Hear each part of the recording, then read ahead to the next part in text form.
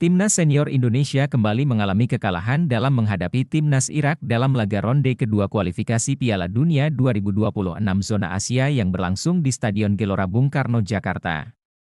Timnas senior Indonesia padahal sudah mengeluarkan kekuatan terbaiknya, terbukti dari starting 11 yang diturunkan mampu bermain dengan sangat baik dan bisa menahan imbang tanpa gol pasukan Singa Mesopotamia di babak pertama. Bahkan beberapa peluang tercipta bagi timnas di babak pertama, di antaranya saat Rafael Struijk melakukan serangan ke dalam kotak penalti namun tendangannya bisa diblok oleh bek timnas Irak sehingga bolanya melambung di atas mistar gawang. Lalu ada juga peluang emas yang didapatkan oleh Sandy Walsh, Shane Patinama, dan Marcelino tapi sayangnya pertahanan timnas Irak masih terlalu kuat sehingga dapat mencegah tim Garuda untuk mencetak gol. Di awal babak kedua, pelatih Shin Tae-yong belum melakukan pergantian pemain dan masih mempercayakan pada pemain yang bermain di babak pertama. Jual beli serangan pun terjadi antara timnas Indonesia dan timnas Irak, tapi sayangnya Justin Hubner tidak sengaja melakukan handsball di dalam kotak penalti di menit ke-52 dan kejadian itu terlihat jelas oleh wasit sehingga wasit langsung menunjuk titik putih.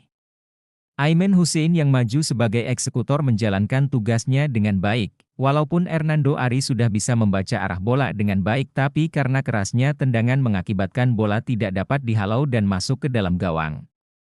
Keberuntungan pun semakin menjauh saat Jordi Amat mendapat kartu merah di menit ke-59 sehingga timnas Indonesia harus bermain dengan 10 orang.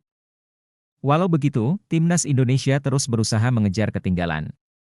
Arhan Pratama, Asnawi Mangkualam, dan Ivar Jenner dimasukkan untuk menambah daya gedor serangan timnas Indonesia.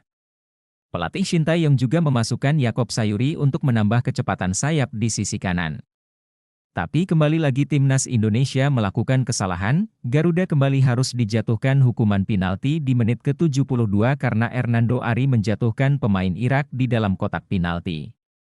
Aimen Hussein pun kembali maju sebagai eksekutor, beruntung tendangannya masih melambung jauh di atas mistar gawang Hernando Ari. Peluang emas untuk timnas Indonesia kembali terjadi pada menit ke-78, dimulai dari tendangan Hernando Ari langsung sampai ke dekat kotak penalti lawan yang langsung dikontrol dengan sangat baik oleh Ragnar. Walaupun dikepit oleh dua pemain Irak, tapi Ragnar masih dapat melepaskan tendangan. Hanya saja kiper sekaligus kapten Irak melakukan penyelamatan yang luar biasa sehingga timnas Indonesia belum dapat menyamakan kedudukan. Petaka pun terjadi bagi timnas Indonesia, Hernando Ari melakukan blunder ketika mengontrol bola saat dikepung oleh dua pemain Irak sehingga Ali Jasim dapat mencuri bola lalu memasukkan bola dan mencetak namanya di papan skor di menit ke-88. Sampai peluit berbunyi, kedudukan tetap 0-2 untuk keunggulan timnas Irak.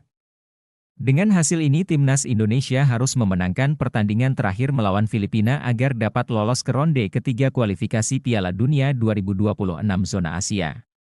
Kita doakan semoga timnas senior Indonesia bisa bermain dengan baik dan dapat memenangkan pertandingan. Sekian update berita tentang timnas sepak bola Indonesia dari Bung John pendukung online timnas. Sampai bertemu lagi dan salam damai untuk para pendukung timnas.